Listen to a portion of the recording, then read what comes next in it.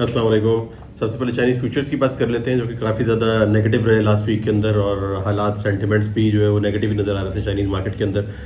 Futures की जो direction रही वो डाउनवर्ड थी। डी बास 2% डाउन, HRC 2% डाउन, जबकि कोकिंग कोल 4.5% डाउन था और आयरन ओर तकरीबन 1.5% डाउन था। अगर स्पॉट मार्केट के अंदर बात करें तो आयरन ओर की प्राइसेस उस तरीके से नीचे नहीं गई, $1 से $2 तकरीबन ऊपर ही थी। $131-32 के आसपास आयरन ओर मूव कर रहा है। कोकिंग कोल की अगर बात करें तो वो तकरीबन $341 का प्राइस जो है वो नोट किया गया लास्ट वीक के अंदर, जो कि कदरे डाउनवर्ड था as compare to last week prices. अगर स्पॉट मार्केट की बात करें HRC और CRC की, तो चाइना में डिमांड अभी भी टाइम बिंग स्टेबल नज़र आती है। इंपोर्ट मार्केट से काफ़ी ज़्यादा डिमांड है, क्योंकि जो टर्किश जो प्रॉब्लम्स हैं उसका सबसे बड़ा असर जो है चाइना के ऊपर आता हुआ नज़र आ रहा है, जिसकी वजह से प्राइसेस में स्टेबिलिटी काफ़ी ज़्यादा है। बट सम हाउ चाइनीज़ चूँकि फ्यूचर्स अभी डाउन है, स्पॉट मार्केट पर भी वो असरअंदाज हो रहे हैं। मिल्स भी अपनी प्राइसेस को दोबारा से रिव्यू कर रही हैं, और उस तरीके से अब सेल जितनी होनी थी, बेसिकली एक जो बड़ी एग्रेसिव सेल्स थी वो हो चुकी हैं ऑलरेडी। अब चीज़ें वापस सेटल डाउन हो रही हैं, थोड़ी थोड़ी करेक्शन हो रही है और वापस प्राइसेस स्टेबल हो जाएंगी। तो स्पॉट मार्केट के अंदर HRC और CRC की प्राइसेस ऑलमोस्ट स्टेबल रही। थोड़ा सा प्रेशर ज़रूर था सेल्स प्राइसेस के ऊपर, और लोग रिव्यू कर रहे थे अपने प्राइसेस को। अगर डी बार्स की बात करें चाइना के अंदर, तो वो डाउनवर्ड था लास्ट वीक के अंदर। प्राइसेस खासी प्रेशर के अंदर रही। रीबार्स की सेल्स पहले तो काफ़ी ज़्यादा हो रही थी, अब आकर सेल्स भी स्लो हो गई है और प्राइसेस के ऊपर भी प्रेशर नज़र आ रहा है अभी। स्क्रैप की बात करें तो चाइना ने अपनी स्क्रैप की प्राइसेस, इंपोर्ट प्राइसेस जो है बेसिकली उसको भी थोड़ा सा जो है वो रीएडजस्ट किया है, और डोमेस्टिक प्राइसेस को भी एडजस्ट किया है। जो डिफरेंस आया वो तकरीबन $7 डाउनवर्ड का डिफरेंस है, जो कुछ एरियाज़ के अंदर वहाँ पर इंप्लीमेंट हो चुका है। वो मिल जो है $7 डाउन साइड पे जो है वो अपनी स्क्रैप की प्रोक्योरमेंट को देख रहे हैं अभी। इसी तरह प्रोकिया स्टील ने भी अपनी बिड्स जो है वो लोअर डाउन की हैं, तकरीबन कुछ एरियाज़ के अंदर जो $3.75 कम हुआ है, जबकि कुछ एरियाज़ के अंदर $60 के आसपास प्राइसेस कम हुई हैं। साउथ कोरिया की अगर बात करें तो इंपोर्ट प्राइसेस जो है वो काफ़ी ज़्यादा स्टेबल रही, और स्टेबल टू अपवर्ड कहलाएगा, क्योंकि वहाँ पर डिमांड है, रीस्टॉक कर रही है मिल्स अभी तक। अगर ताइवान की बात करें तो वहाँ पर प्राइसेस थोड़े से बढ़े हैं, तकरीबन $13 के आसपास जो है वो प्राइसेस बढ़ चुके हैं। और जो कंटेनराइज प्राइसेस हैं वो अभी भी रेंज बाउंड है, उसके अंदर प्राइसेस के अंदर कोई ख़ास कमी या ज़्यादा होती हुई नज़र नहीं आई प्राइसेस अभी इस वक्त। तो कंटेनर्स मार्केट पे भी एक्चुअली प्रेशर जो है वो कुछ थोड़ा सा नज़र आ रहा है। प्राइसेस थोड़ी सी एडजस्ट होती हुई नज़र आ रही हैं अभी डाउनवर्ड, क्योंकि ये अब सारी पोजीशन जो है वो डिपेंड करेगी चाइनीज़ प्राइसेस के ऊपर, मार्केट सेंटिमेंट्स के ऊपर। अगर वहाँ पर नेगेटिविटी रहती है तो फिर ये प्रॉब्लम क्रिएट कर सकती है बाकी के रीजन्स के लिए। वियतनाम के अंदर अभी जो ऑफर्स आ रही थी वो स्लाइटली अपवर्ड थी, जिसकी वजह से अब जो बेड्स और ऑफर्स का गैप है वो काफ़ी ज़्यादा बढ़ चुका है। काम हो नहीं रहा, कुछ खास काम सुनने में नहीं आया वियतनाम के अंदर, और प्राइसेस वहाँ पर भी अंडर प्रेशर नज़र आती हैं, और सब लोग क्लैरिटी का इंतजार कर रहे हैं कि चाइना के अंदर क्या होता है और किस तरीके से मूवमेंट होती है। तो उसकी बेस के ऊपर अभी आगे हम फर्दर प्राइसेस को डेवलप होते हुए देखेंगे।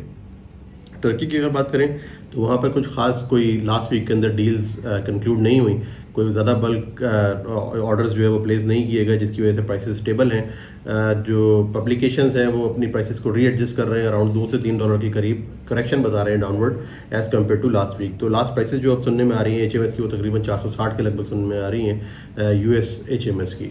और रीबार्स की अगर सेल्स की बात करें तो वो भी डिप्रेस्ड है टर्की के अंदर। प्राइसेस वहाँ पर डाउनवर्ड करेक्ट भी हुई हैं, $10 से $15 मिल्स ने कम किया है अपनी ऑर्डर बुक्स को दोबारा से हेल्दी करने के लिए।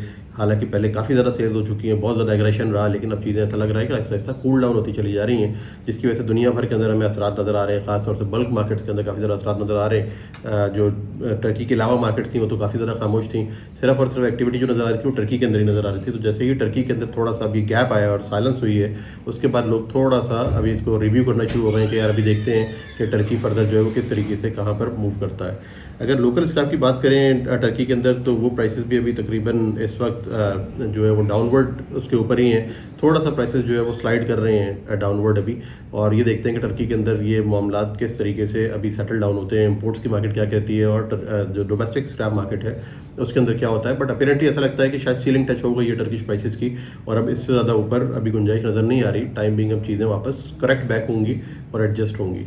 मिडिल ईस्ट के अंदर अभी इस वक्त जो सिचुएशन है वो काफ़ी ज़्यादा डिफरेंट है एज़ कम्पेयर टू बाकी कंट्रीज़। वहाँ पर अच्छी एक्टिविटी चल रही है, इवन रीबार के प्राइसेस भी बढ़ा दिए गए हैं, तकरीबन $35 के आसपास अभी रीबार की प्राइस इंक्रीज़ हुई है मिडिल ईस्ट में, ख़ासतौर से दुबई के अंदर। और उम्मीद की जा रही है कि बाकी के जो प्रोड्यूसर्स हैं UAE के अंदर वो भी अब इसको फॉलो करेंगे और प्राइसेस को अपनी बढ़ाएंगे। इंडिया की बात करें तो इंडिया के अंदर काफ़ी खासी खामोशी नज़र आ रही है। लास्ट वीक के अंदर एक्टिविटी नहीं थी किसी किस्म की, और जो स्क्रैप के प्राइसेस थे वो भी ड्रॉप हुए, पेलेट्स के प्राइसेस ड्रॉप हुए, सेल्स नहीं है, लिक्विडिटी के इश्यूज सुनने में आ रहे हैं। अब लोग थोड़ा सा पैनिक भी कर रहे हैं कि जो प्राइस लेवल आ चुका है इसके ऊपर खरीदें या नहीं खरीदें। और on top of that Turkey भी अभी इस वक्त क्वाइट हो गया है। तो मेरा ख्याल है कि अभी इंडिया भी अब बड़ा कॉशियस रहेगा, और वो भी अभी इस तरह से बाइंग के अंदर नहीं है। खासा साइलेंस था लास्ट वीक के अंदर इंडिया के अंदर, और हो सकता है कि इस हफ्ते भी वो प्रिवेल करें अनलेस के प्राइसेस वापस एडजस्ट बैक हो, डाउनवर्ड एडजस्टमेंट हो उसके अंदर, और फिर इंडियन कस्टमर्स के लिए दोबारा से वो एक अट्रैक्टिव प्राइस लेवल आएगा तो फिर वो आगे बढ़ के बुकिंग करेंगे और बिड्स देंगे।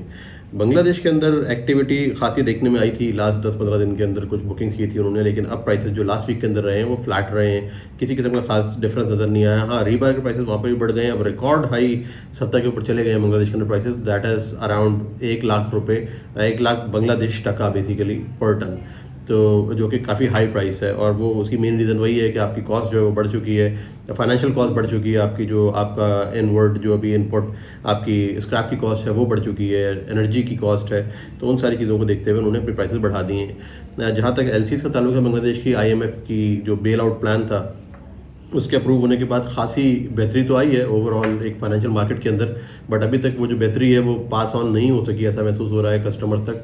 चंद स्पेसिफिक कस्टमर्स हैं जो एलसी इस्टेब्लिश कर पा रहे हैं, बाकी लोगों के पास अभी भी एलसीज की लिमिट्स मौजूद नहीं है, या लिमिट्स मौजूद है तो वो एलसी फिर भी इस्टेब्लिश नहीं कर पा रहे। तो ऐसा लगता है कि अभी ये चंद माह लगेंगे इस काम को वापस सेटल होने के लिए और वापस हेल्दी मार्केट रिवाइव होने के लिए बांग्लादेश के अंदर।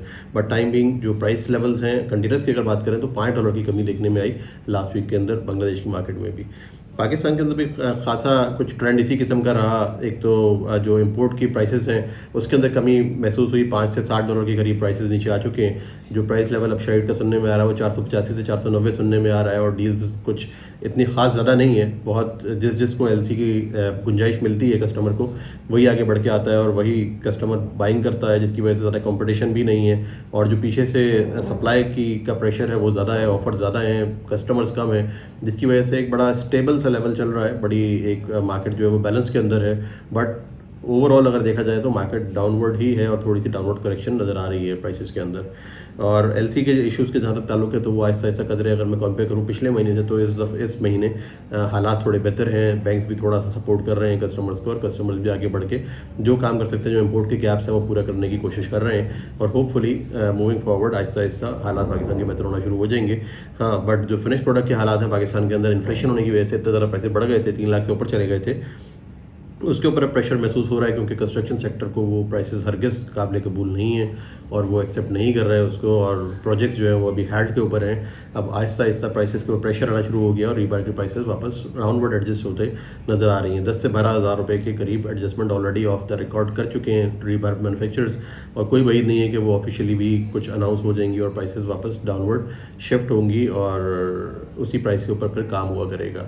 अब फिलहाल दोबारा से पैनिक शुरू हो गया है सेल्स के ऊपर, और होपफुली देखें कहाँ पे जाके स्टेबलाइज होता है, कि स्टेबल लेवल मिले ताकि कंस्ट्रक्शन कंपनीज के लिए भी और कंज्यूमर के लिए भी वो फिजिबल हो और प्रोड्यूसर्स के लिए भी वो फिजिबल हो। तो अभी तक के लिए यही अपडेट्स थी। Thank you very much.